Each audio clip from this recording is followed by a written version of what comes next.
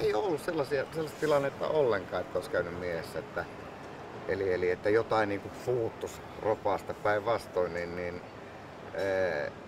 on semmoinen kiva, rauhallinen, ihana olotila. No mulla on 4 kiloa uppunut paino nyt ja nyt on 66 ja mulla oli 70 tää alkoi tää homma. Että toki mä oon ottanut oman ruokavalion ohjelmaan mukaan ja se on aika tiukka siinä mielessä, ei mulla nälkä ole. Eli mulla on sellaiset erikoisruuat tällä hetkellä, että sekin niin kuin auttanut. Ja plus se, että kalja on jäänyt pois, niin 4 kiloa tosiaankin tässä ajassa tippunut paino ja 2 kiloa 400 grammaa vielä, niin mä oon hyppykunnossa.